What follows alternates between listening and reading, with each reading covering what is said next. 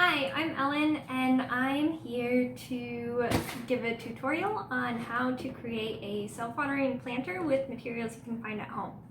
I want to thank Turnip Green Creative Reuse for putting this tutorial on. If you haven't heard of Turnip Green, it is a nonprofit devoted to fostering creativity through reuse. We do this in several ways because we aim to invest in people, the environment, and creativity. We do this by accepting tons and tons of materials as donations. We're aiming to keep these out of landfills and find ways for them to be used creatively. People can then access these materials in our shop. We want to be as accessible as possible, so everything in the shop is pay as you wish, meaning that you get to choose how much you pay. We also have classes and workshops where we teach about the environment and creativity. We do this both in the shop and in our after-school programs. And lastly, we support artists through our Green Gallery and our Artist Marketplace. We have a gallery in our shop. You can't go right now, but luckily you can still see and buy all this incredible art online on our website. All of our information about how to find out more is in our bio. It has our links to our social media and our website where you can buy artwork, materials, and find other ways to support us right now. Thanks. Hope you like it. Let's get started. I personally love gardening and I'm super excited about springtime. I, however, am running out of things to put my plants in, so I was really excited to find this design for creating self-watering planters for indoors or outdoors.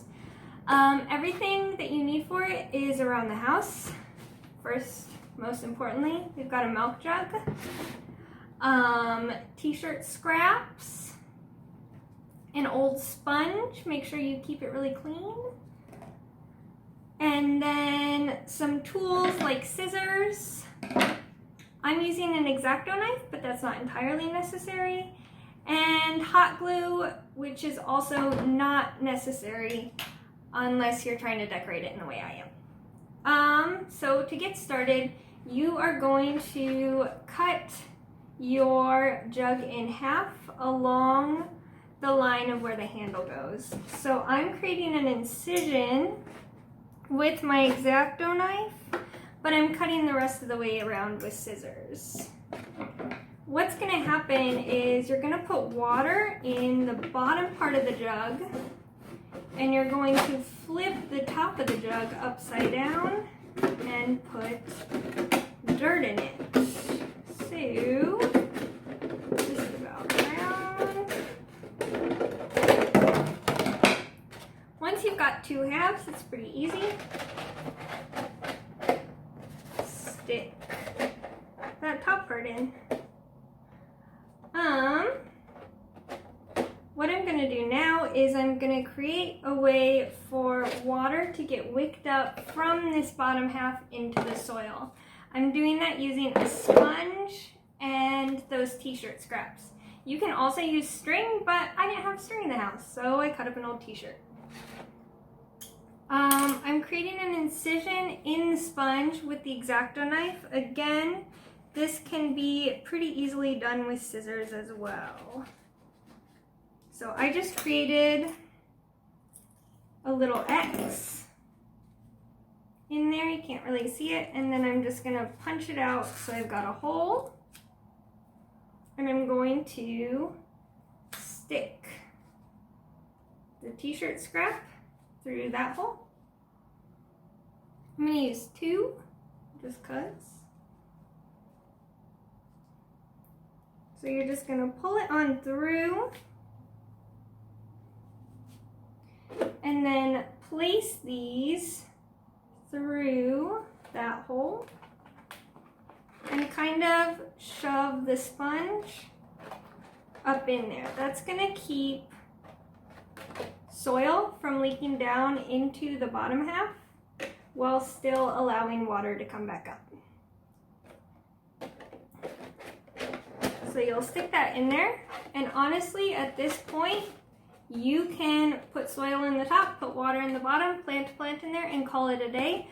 But it's a little bit boring, so I'm gonna decorate it. You can do this in any way. Maybe you wanna paint, put a little face on it. I personally am going to decorate it using scrap fabric cord. Our lovely volunteer Deborah just did a tutorial on how to create this cord. You can go ahead and check that out and use it in the same way. What I'm gonna do for this is I'm going to create a line of hot glue on there. And while it's still nice and hot, I'm gonna stick on that cording.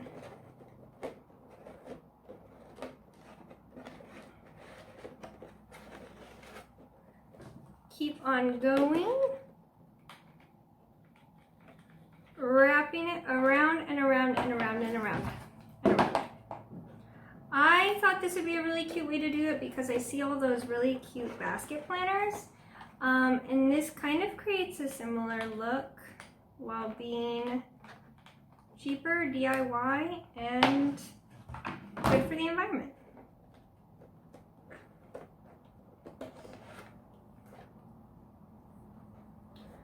So I'm going to continue that and I'll be right back. Alright, so I've got my cord on. I did this by just going back and forth and back and forth. You can also go all the way around the pot. I was just a little bit short on cord today. Now that you've done this, you are ready to plant. You will notice that there is a nice little hole that you can pour water into, and you can put your soil up top. So, got my soil. You can also grab dirt from outside, whatever you've got. Fill it up. I'm going to be transplanting a pothos that I propagated, but this is actually the perfect way for growing herbs in your kitchen, or maybe starting a bean experiment with the kids, taking beans out of the pantry, whatever else you feel like growing. Put a little hole in there, grab your plant,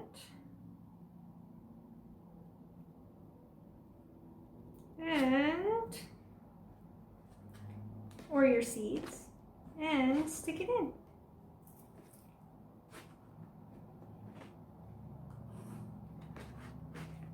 Once you've got it stuck in there all nice and secure, you can go ahead and take some water, pour it on in that little section by where the handle is into the lower compartment, and your fabric scraps and your sponge are going to wick it right up. Thanks again for tuning in. I hope you enjoyed this tutorial. Let us know if you like it by commenting or liking it. And please, please, please keep in touch with Turnip Green Creative Reuse. Again, links to our website and our social media are in the bio below, and we would love to hear from you, hear what you're making, and have your continued support in whatever way is possible for you right now. Thanks again.